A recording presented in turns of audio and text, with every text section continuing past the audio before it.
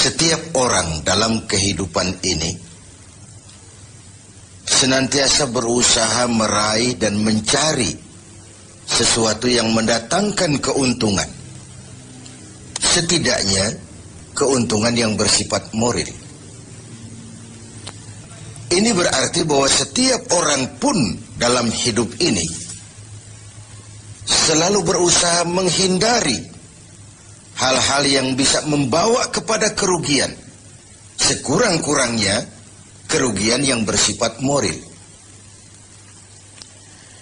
Apa yang mendatangkan keuntungan, apa pula yang membawa kerugian, persepsi setiap orang pasti berbeda tentang itu.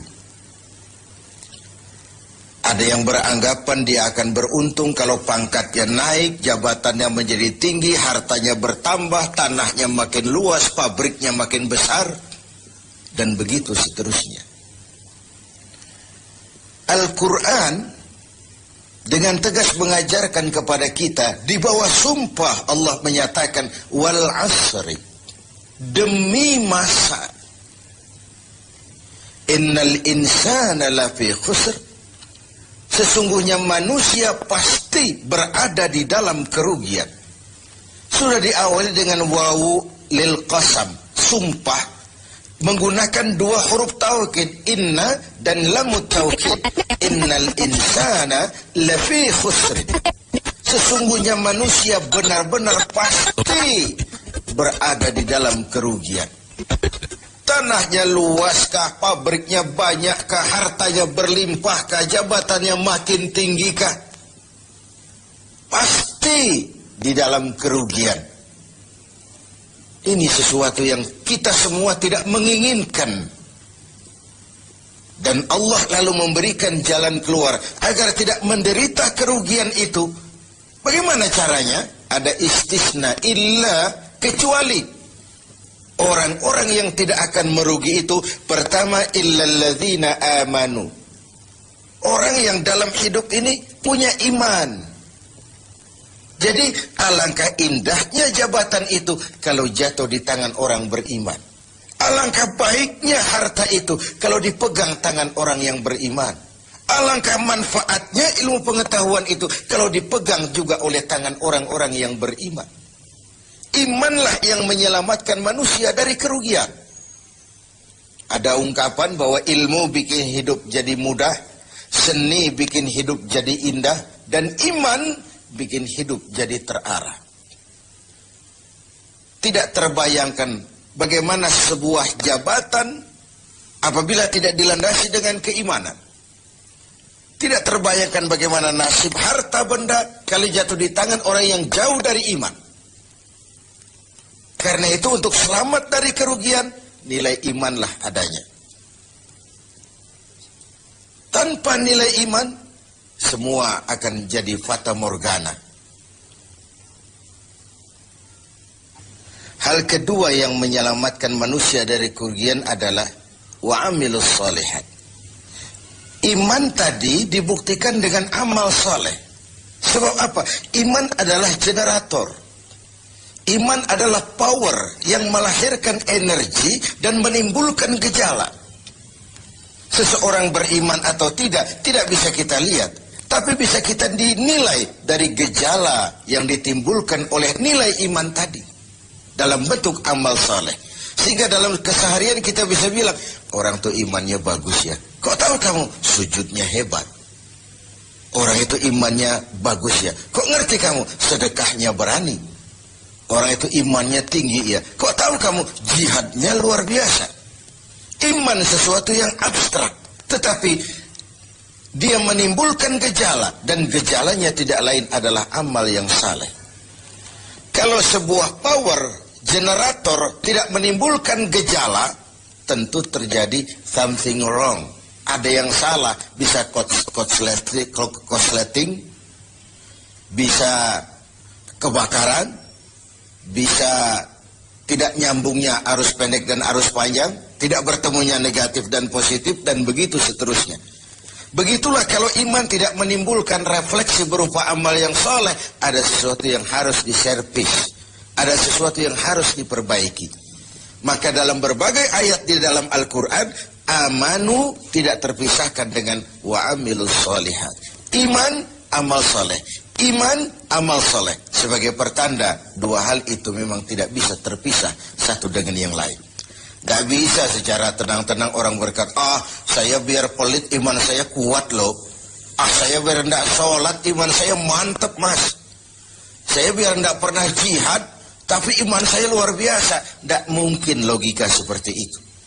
Setiap amanu melahirkan gejala yang disebut amal saleh. Ini hal yang ketiga.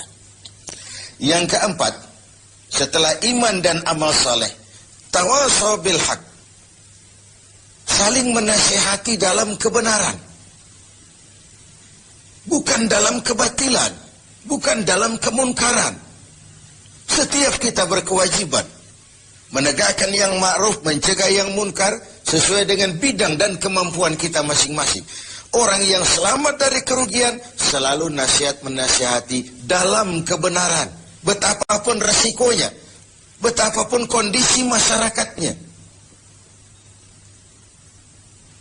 Tegar, dan ini pernah diingatkan oleh Rasul, akan selalu ada di tengah umatku sekelompok orang yang tegak menyatakan kebenaran. Dia tidak takut risiko yang tumbuh karenanya. Sebagai yang diungkapkan oleh Napoleon, kalau ada 1000 penegak kebenaran, saya satu di antara yang 1000 itu. Kalau ada 100 orang yang menegakkan kebenaran, saya juga satu dari yang 100 itu. Kalau ada 10 orang yang menegakkan kebenaran, saya pun satu dari yang 10 itu. Kalau hanya 1 orang yang berjuang menegakkan kebenaran, sayalah yang satu itu. Walaupun besok langit akan runtuh, bumi akan bergulung, kebenaran tetaplah kebenaran. Orang yang tegar menghadapi kebenaran makin langka. Orang yang tidak larut di dalam memperjuangkan kebenaran semakin sedikit jumlahnya. Tapi kalau kebenaran tidak ditegakkan, keadilan tidak dinyatakan, maka kebatilanlah yang akan berkuasa. Sungguh pun demikian. Yang keempat, Allah menutup ayat ini, wa tawasaw bis sabr. Nasihat menasihati dalam kebenaran dan nasihat menasihati dengan cara yang sabar. Kalau kebenaran sebuah prinsip, maka kesabaran adalah sebuah strategi.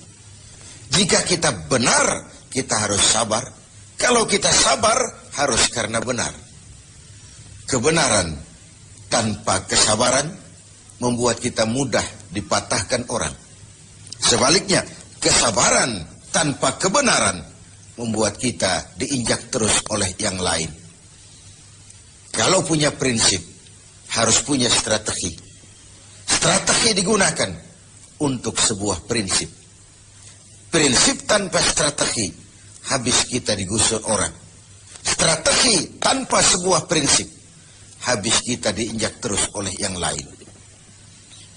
Inilah Ramadan, di mana kita berusaha meraih keuntungan yang sebesar-besarnya. Setidaknya keuntungan yang bersifat moral, dengan melakukan pendekatan-pendekatan yang intensif kepada Allah, dengan memupuk keimanan, memperbanyak amal saleh, nasihat menasihati di dalam kebenaran, dan menasihati dengan cara yang sabar. Sehingga terhindarlah kita dari kerugian. Setidaknya kerugian secara moral. Kalau kehilangan harta kita sangat merugi, bagaimana pula kalau kehilangan iman? Bagaimana pula kalau kita kehilangan amal saleh, menghadap Allah, tidak ada bekal yang kita bawa? Bagaimana pula kalau kita tidak ikut tegak menegakkan kebenaran, bahkan larut dalam kebatilan, berpangku tangan terhadap ketidakadilan? Kata Nabi, as-sakitu 'alal batil syaitanun akhras. Orang yang diam dari menghadapi kebatilan, tidak berani menyuarakan kebenaran, sama dengan setan gagu. Sekali lagi, orang yang tidak mau menyuarakan kebenaran dan diam menghadapi kebatilan, oleh Nabi dikatakan syaitanun akhras, sama dengan setan yang gagu. Berlindung kita kepada Allah, jangan masuk dalam kelompok yang seperti itu. Dari ayat surah yang pendek ini, kita ambil beberapa catatan. Pertama, intan paling mahal, mutiara paling berharga dalam hidup ini tidak lain adalah nilai-nilai iman. Biarkan zaman berubah, akidah jangan sampai goyah. Silahkan masa berganti, keyakinan jangan jadi mati. Karena iman kita hidup, untuk iman kita berjuang, dan dalam iman kita ingin kembali menghadap Allah. Yang kedua, buah daripada iman adalah amal soleh. Amal soleh refleksi yang ditimbulkan oleh nilai-nilai keimanan. Bahkan diketahui iman seseorang dari amal soleh yang dikerjakannya. Yang satu merupakan fondasi, yang lain merupakan hasil buah dari fondasi yang kokoh itu tadi. Dalam Al-Quran Allah menjelaskan, "Huwallazi khalaqal mauta wal hayata liyabluwakum ayyukum ahsanu amala." Dialah Allah yang telah menciptakan hidup, yang telah menciptakan mati bagi kamu sebagai ujian. Siapa di antara kamu yang paling banyak amal salehnya? Ada hidup dan mati sebagai batu ujian untuk mengetahui siapa yang terbanyak amal salehnya. Kemudian yang ketiga, kita harus tetap tegak melaksanakan kebenaran, tapi dengan cara yang sabar, dengan tetap menggunakan strategi. Haqqun bila nizamin yaghlibuhul batilu binizamin. Kebenaran tanpa strategi bisa dikalahkan oleh kebatilan yang memakai strategi. Kebenaran yang tidak terorganisir akan bisa dilumpuhkan oleh kebatilan yang terorganisir. Maka diperlukanlah semangat kebersamaan untuk menegakkan yang ma'ruf dan mencegah yang munkar bagi kemaslahatan kita sebagai umat dan juga sebagai